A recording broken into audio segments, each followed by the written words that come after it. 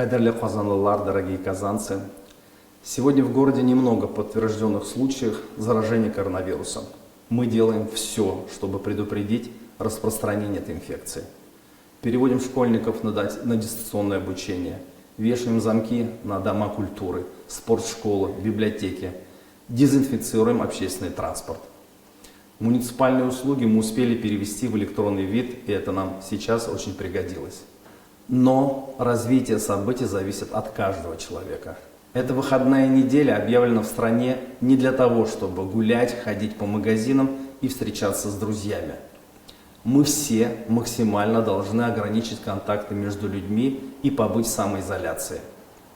Нахождение дома нужно расценивать не как страх перед коронавирусом, а как ответственное поведение ради себя, ради своей семьи, ради своих соседей, друзей и коллег, ради нашего города.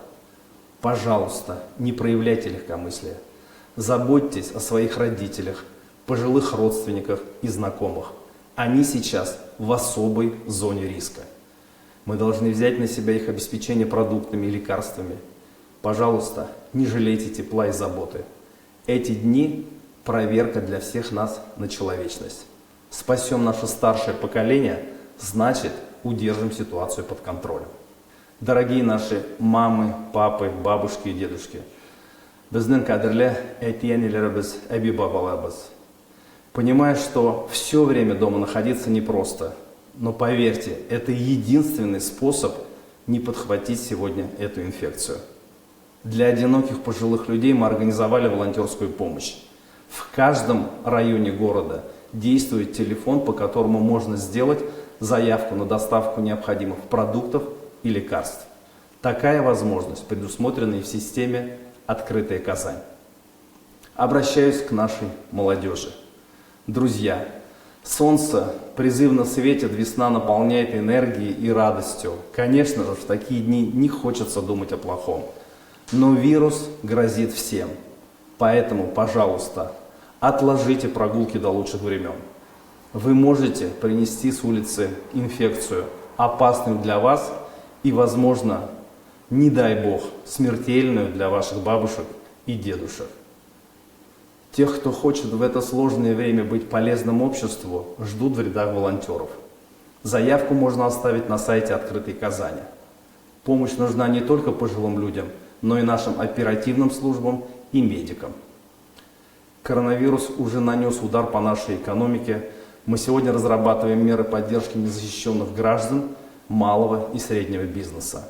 Возможности города ограничены, но мы постараемся максимально сделать все, что в наших силах и больше.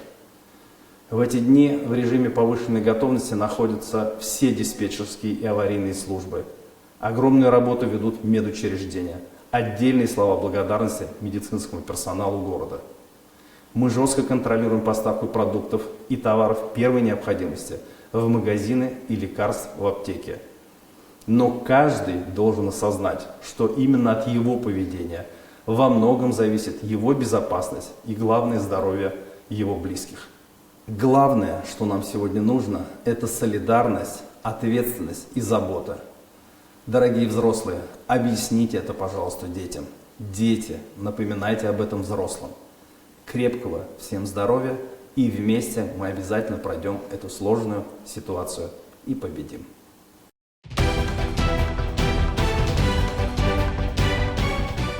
Все новости дня, выпуски программы «Новости Татарстана», программы и фильмы на сайте tnv.ru и на YouTube-канале ТНВ.